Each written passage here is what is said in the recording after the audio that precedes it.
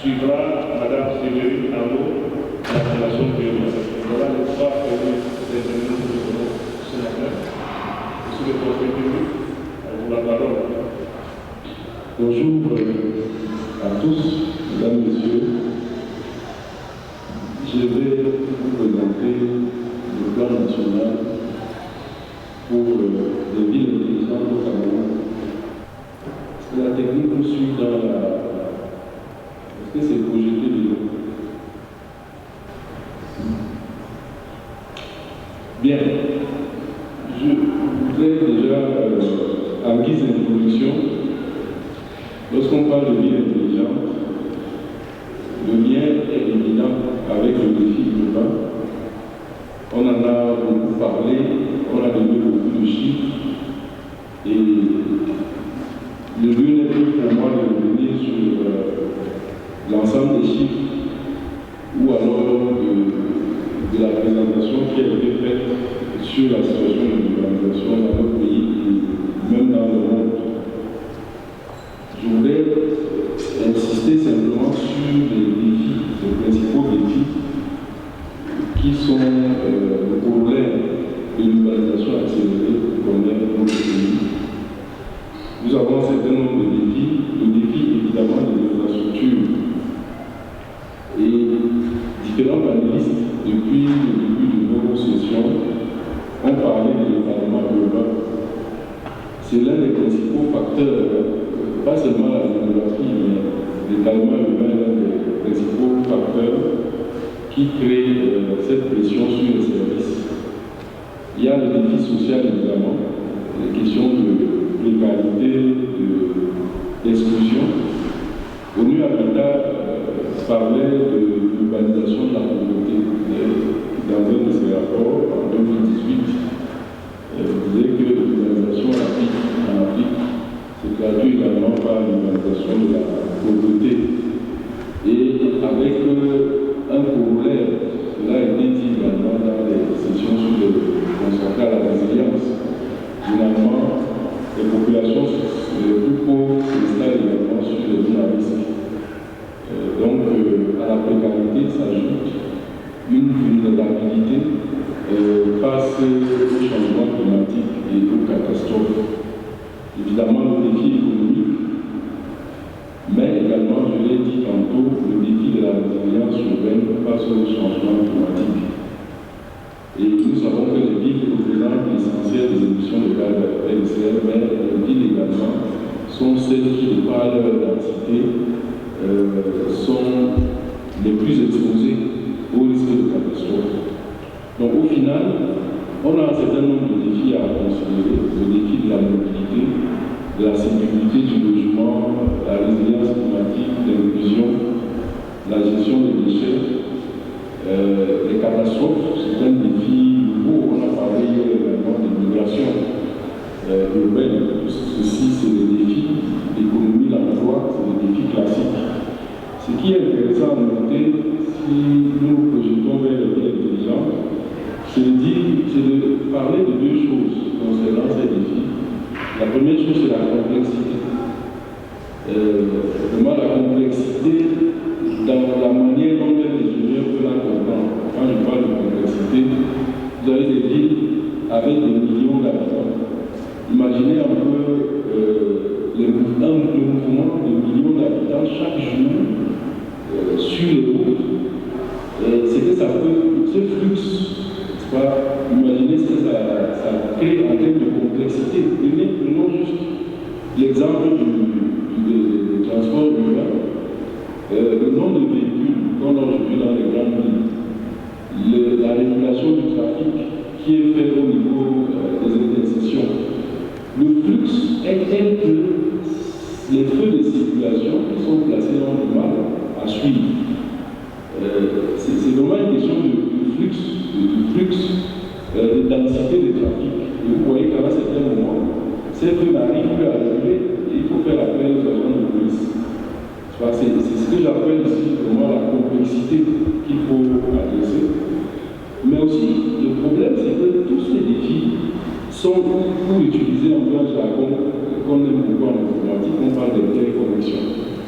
En réalité, quand on parle de mobilité, de gestion des déchets, de gouvernance, de désert climatique, on n'a pas affaire à des défis isolés. Tous ces défis sont liés. Je prends par exemple les déchets. Comment est-ce que vous optimisez? Quand on a fait le diagnostic sur la crise des déchets qu'on a, un des problèmes de la précollecte, c'est l'accessibilité des quartiers. Ça renvoie à la voirie. De la même manière, lorsqu'on fait de la collecte, qu'est-ce qui fait que le coût de la collecte soit très élevé dans notre pays? Nous sommes à 10 000 la tonne.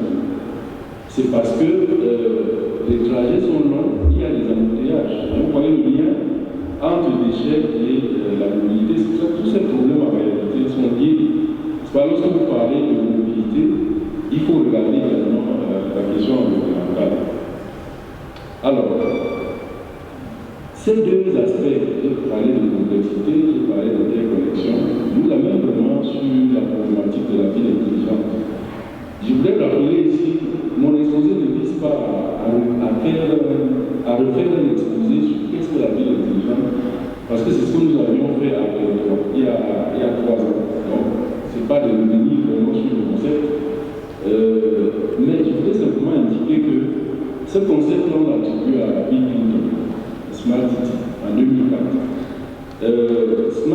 Bill Clinton demandait au leader de Cisco, au président de Cisco, il lui posait la question de savoir comment est-ce qu'il va utiliser le numérique, comment est-ce qu'il peut utiliser le numérique pour relever le défi de la congestion des transports dans les villes américaines. Avec donc un enjeu écologique évident. La congestion va avec des enjeux écologiques, la congestion du trafic. Et donc il se demandait comment on utilise le numérique pour adresser cette question de la congestion des transports dans les villes américaines. C'est important de bien comprendre cette demande, parce qu'en fait, on comprend que derrière le concept de Smart City, il y avait un problème concret qu'on voulait résoudre.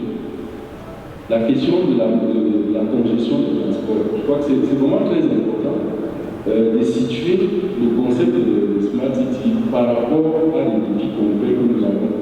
Et ça nous évite aussi de rentrer dans ce qu'on peut appeler parfois des visions technicistes ou utopiques de la vie intelligente. Donc, c'était pas dans l'esprit de Clinton, ce n'est pas forcément des robots qui se baladent à la place des hommes pour servir. Malheureusement, c'est aussi une vision de la Smart City qui arrive un peu plus tard. Mais je voulais dire ici que dans l'esprit de Clinton, c'était vraiment une question précise, pratique, la question de la mobilité, de la congestion du trafic. Et donc, ça nous permet peut-être très rapidement, puisque je dis on ne va pas revenir sur le concept, mais on peut quand même approcher ce concept-là comme un modèle de développement urbain qui recourt aux technologies pour optimiser la gestion urbaine. C'est-à-dire qu'il s'agit en fait d'utiliser la technologie pour rendre la vie plus efficace dans la fourniture de ces services, collecte des déchets, transport, sécurité, etc. Je vous ai donné là une définition que je considère un peu comme pragmatique de la ville intelligente. Vous avez vous avez beaucoup d'approches qui dépendent, qui varient même selon parfois les organisations pour avoir une approche de l'unité qui n'est pas forcément la même pour l'UAPA ou au niveau universitaire également, pour avoir différentes approches de la Smart City. Il n'y a pas une approche unique de la Smart City. Et c'est d'ailleurs une des raisons qui nous ont conduit pour continuer avancer, essayer d'avancer.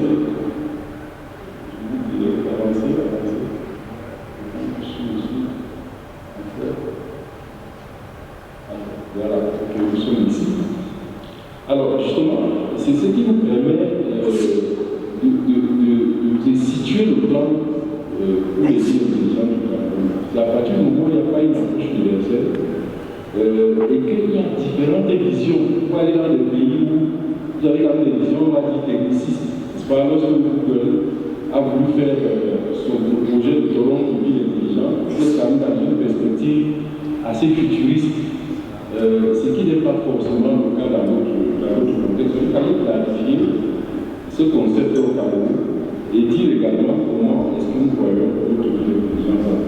Il faut aller rapidement, le point de départ, il faut dire simplement que c'est un peu aussi les intuitions de Madame le ministre qui a voulu que nous allions vers cette approche-là, toujours dans la perspective pragmatique, de mettre les technologies numériques notamment, dans le cadre, de les utiliser dans le cadre de la modernisation urbaine, pour construire des villes durables, inclusives et résilientes. Donc le premier temps fort a été la déclaration de Berthold en 2002, qui a recommandé à la suite d'une session spéciale, justement, qui montrait aussi qu'il fallait contextualiser cette problématique. Cette déclaration de Berthold a recommandé l'élaboration d'un plan national pour les villes intelligentes. Par la suite, cela a été inscrit dans le budget du MINDU. Il y a eu un accord de partenariat avec l'Union Habitat. Donc, le projet est mené conjointement par le MINDU et l'Union Habitat. Et nous avons présenté la première phase du projet en avril 2025 avec donc, un diagnostic et des ateliers qui sont tenus ouverts à l'ensemble des parties prenantes. Donc, ce que je vais présenter maintenant en deuxième partie, c'est une synthèse de ce que nous avons pu avoir, notamment en termes de diagnostic. Alors, je vais d'abord préciser que, comme je vais vous dire, l'objectif de ce plan, c'est d'élaborer un cadre d'appropriation qui est contextualisé, qui est réaliste, qui prend en compte des problématiques spécifiques auxquelles sont confrontées les villes camerounaises, mais également différentes contraintes.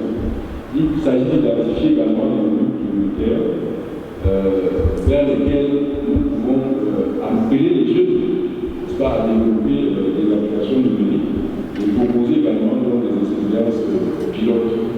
Donc, ici, dans ce plan-là, nous avons fait un diagnostic déjà des immeubles au Cameroun.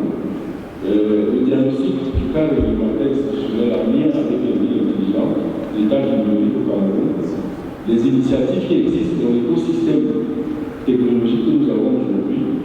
Il y a également une enquête qui avait été menée pour capter la perception des maires sur la ville intelligente. Cette enquête a été également réalisée et puis dans un certain nombre d'orientations stratégiques. Alors je voudrais dans le prochain slide situer déjà quand même quelques enjeux qu'il faut avoir à l'esprit quand on parle de la ville intelligente. Le premier enjeu qu'on met en avant, c'est celui des données personnelles. En réalité, la ville intelligente, c'est la donnée, la data. Quel que soit, même lorsqu'on installe des caméras, c'est toujours, ça revient toujours à manipuler des données, n'est-ce pas? Et c'est un enjeu très fort parce qu'il faut concilier l'utilisation de ces données qui sont souvent des données personnelles, mais également avec le respect de la vie privée de chacun. C'est un grand enjeu de la Smart City. Il y a aussi vraiment la question de la régulation des infrastructures, avec un ensemble d'éléments à prendre en compte, que ce soit par rapport au numérique, et là je prends par exemple le problème de la qualité des services, on va revenir rapidement de la sécurité, mais également le lien avec l'aménagement global. Et je vais revenir sur ce point parce que c'est un point très important. Il y a la question de la régulation sociale qui revient. Regardez un peu aujourd'hui la question des réseaux sociaux, ça revient sans cesse. Comment on régule ces réseaux-là pour que ça reste vraiment un facteur, que ça ne soit pas un facteur qui disloque les communautés et les sociétés. Vous avez également la question de la souveraineté numérique. C'est aussi un grand enjeu. Vous suivez un peu le débat ces derniers temps sur Starlink. Je prendrai simplement ce débat-là pour dire que vous avez une entreprise qui est capable de desservir un territoire, fournir un accès à un pays, un territoire national, sans forcément avoir une infrastructure au sol et sans même avoir l'autorisation, on peut la demander, mais je dis dans les faits, point de vue technologique, ils n'ont même pas besoin d'autorisation pour desservir. La preuve, c'est qu'il y a du Starlink parce que la réalité technologique, si on a l'infrastructure adéquate, on peut bien sûr se connecter. Mais je prends aussi un autre exemple qui est aussi très important. Prenez un peu les cartographies que nous avons en ligne, comme Google Maps. Regardez la maîtrise du sol qui de notre espace. C'est des enjeux de sécurité numérique. La question de la transversalité, on va revenir, la convergence entre l'urbanisation et le pays, c'est aussi un enjeu fort de la vie intelligente. Alors, quelques résultats du diagnostic que je next slide.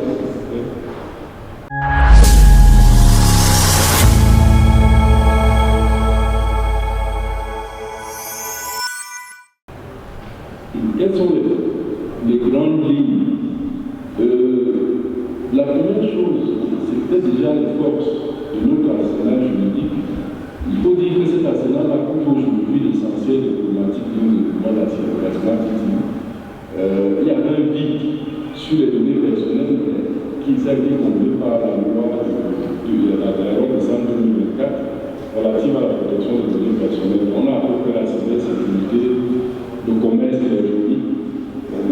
L'argument concurrentiel pour le développement des infrastructures, j'ai quand même mis ça en Italie, parce que ça reste dans la pratique. Il y a un cadre réglementaire qui consacre vraiment la dérégulation virtuelle à la concurrence. Et dans la réalité, il y a toujours ce problème de caractère, qui est dans une situation de monopole sur la politique. Ça reste un point très difficile. Mais le principe des réglementations que nous avons, c'est celui de l'ouverture. Les faiblesses aussi, c'est la manière dont ces lois ont adressé un certain nombre de préoccupations, comme la qualité des services. Le document que nous avons publié en parle, mais je veux simplement que si on compare un peu avec ce qui s'est fait, le code sur les télécommunications sénégales, la qualité des services est visée de manière explicite dans la loi. Ici, on a renvoyé cette disposition au cahier des charges des opérateurs. C'est une faiblesse, parce que finalement, ces cahiers-là, personne ne les voit. Or, la qualité des services, c'est peut-être le principal problème que nous avons aujourd'hui dans le numérique, dans notre pays. Et nous pouvons insister, nous l'avons dit tout à l'heure, sur le problème de l'articulation entre l'urbanisme, l'aménagement du territoire, le foncier et les TIC. D'une part, l'urbanisme, de l'autre côté, les TIC dans le texte juridique. Alors, il faut dire ici, si nous regardons du côté du corpus juridique en matière de télécommunications, nous voyons bien que la loi sur les télécoms sur les communications électroniques de 2010 demande bien de prendre en compte les enjeux de l'urbanisme.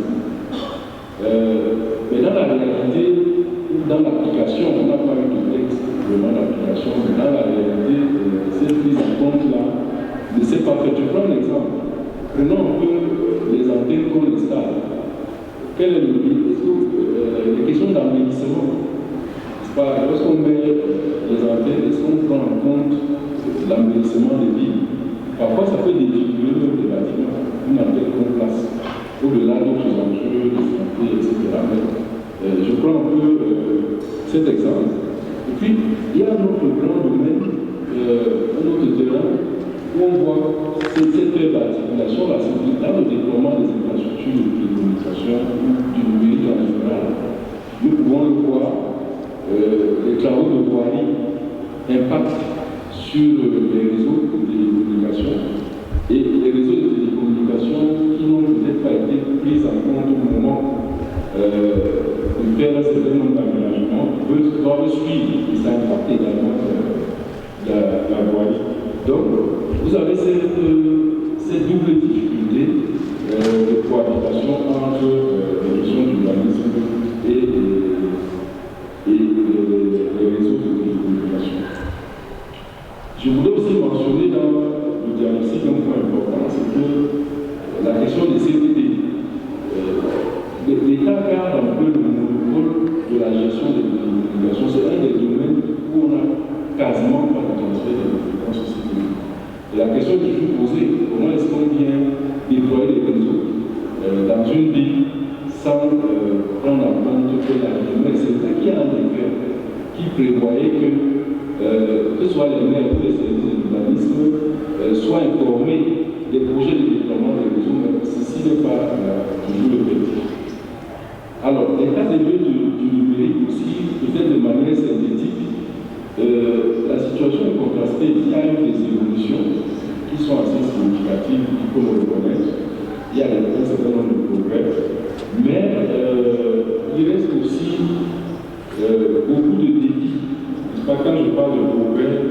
parle par exemple de l'accessibilité. Et je fais la différence entre accessibilité et qualité. Il faut avoir accès, mais après, tout le monde qui est ici est connecté. Voilà, ça c'est l'accessibilité, c'est ce que nous n'avons pas il y a quelques jours maintenant. Il y a un progrès. Maintenant, la qualité, est-ce que la qualité suit? Je crois que chacun peut répondre à cette question. C'est pour ça que je parle de bilan un peu contrasté. Nous avons une infrastructure de data center qui se met en place. Je crois que c'est la dit là, nous n'avons pas davantage, qui est une infrastructure critique pour la ville intelligente. Les questions d'énergie, qui sont des questions clés pour la ville intelligente. Il n'est pas possible de faire la smart city sans une nombre d'énergie et en qualité. Donc, si nous passons comme ça, la situation est donc contrastée au final. Peut-être aussi en termes de contraintes, des difficultés qu'on a mentionné, les ressources humaines, parce que si nous voulons aller vers les villes intelligentes, il y a des applications à développer, à produire dans les domaines comme l'intelligence artificielle, l'intérêt des objets.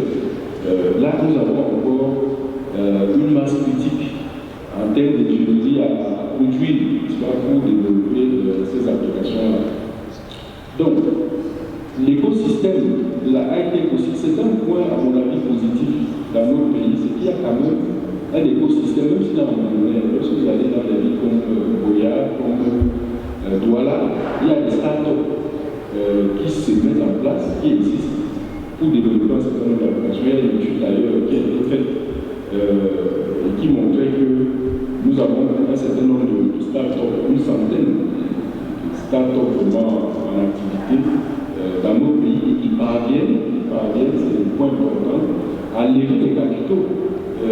Cette étude-là, qui estime à peu près à 3 milliards les capitaux qui ont été levés par les startups camerounaises en 2020. Et donc, c'est aussi un point important. Alors, le dernier aspect que je vais présenter concerne un peu quelles sont les organisations et où est-ce que nous voulons aller. Je vais arriver sur le prenez la dernière slide, s'il vous plaît.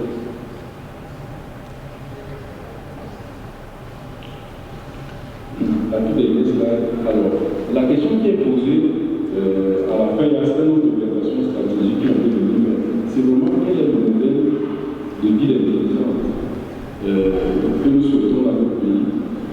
Comme je l'ai dit à l'introduction, nous devons développer une approche pragmatique de la vie intelligente. C'est-à-dire une approche qui n'est pas techniciste. L'approche techniciste, c'est la tentation qu'on a souvent de penser que la technologie suffit à tout résoudre. Et je n'ai pas eu assez de temps, mais même le concept de Smart City a connu des évolutions. Au départ, ce concept a été porté par les ingénieurs de la Silicon Valley. Les urbanistes étaient très distants avec ce concept. Mais ils ont également compris que c'est une opportunité. Donc, ils ont essayé de redéfinir un peu ce concept pour vraiment l'arriver à un certain nombre d'enjeux liés à l'urbanisation. Mais pour arriver à cette approche pragmatique où la technologie, ce n'est pas je ne veux pas dire la solution, mais elle s'intègre dans un écosystème, dans un ensemble d'autres éléments qu'on connaît, institutionnels, etc., pour optimiser, pour rendre la gestion urbaine un peu plus efficace. Alors, peut-être rapidement aussi, il y a deux approches. Si on fait cette lecture-là, il y a deux approches aujourd'hui de la ville intelligente. Il y a l'approche de ville nouvelle. Cette approche-là a été tentée dans beaucoup de pays, mais avec des résultats très mitigés. On a eu des échecs même dans les pays occidentaux comme au Canada. Celle de créer des villes technologiques bien connectées. Ici, proche de nous au Kenya, on a un projet également qui se fait au Kenya, mais on est dans ce projet depuis plus de 5 ans, peut-être même plus, sans vraiment résultat pour moi. Ça reste une approche un peu risquée, mais l'approche qui est intéressante de notre point de vue, c'est ce qu'on peut appeler l'approche d'optimisation, qui rentre vraiment dans les démarches de rénovation urbaine, où on voit comment on intègre cette dimension technologique pour optimiser la gestion maintenant, sur la question de la mobilité, au départ, je vous ai parlé de la réalisation des feux dans le niveau des intersections. Si vous prenez la route des Douala, vous allez voir que ces feux-là, c'est des feux qui ne sont pas encore automatiques, qui n'ont pas d'intelligence. Vous parlez aujourd'hui d'intelligence artificielle. Vous prenez une intersection, les feux sont calibrés de manière figée. Alors qu'aujourd'hui, vous pouvez avoir des systèmes dynamiques qui tiennent compte de l'état de trafic sur l'ensemble de la ville. C'est-à-dire que le taux, par exemple, si nous sommes à 1000 tonnes, les feux que nous avons en local s'ajustent automatiquement en fonction du trafic qui est détecté même déjà au niveau de la poste centrale ou au niveau du Capitole en montant vers la zone de Montréal. Voilà par exemple des choses qui sont possibles à faire. Donc finalement, les domaines qu'on peut identifier, c'est des domaines comme la planification, évidemment. Il y a les SDG qui existent depuis longtemps. On ajoute aujourd'hui vraiment une dimension d'intelligence artificielle à ces SDG, la mobilité urbaine, les questions de sécurité, des déchets, mais aussi de citoyenneté avec l'utilisation des bases de données de représentation pour renforcer l'information des citoyens, mais également la participation citoyenne. Donc, voilà pour conclure cette approche pragmatique qui devrait être la nôtre lorsque nous parlons de villes intelligentes. Je vous remercie pour votre attention.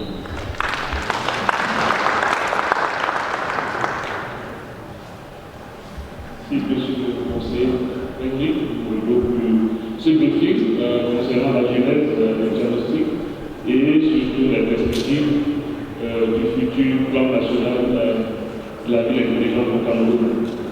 Sans plus tarder, nous allons passer au second orateur qui aura 15 minutes, pas plus, pour exposer son intervention. Il s'agit du professeur Elipa, mentionnaire de l'Université de Tchang.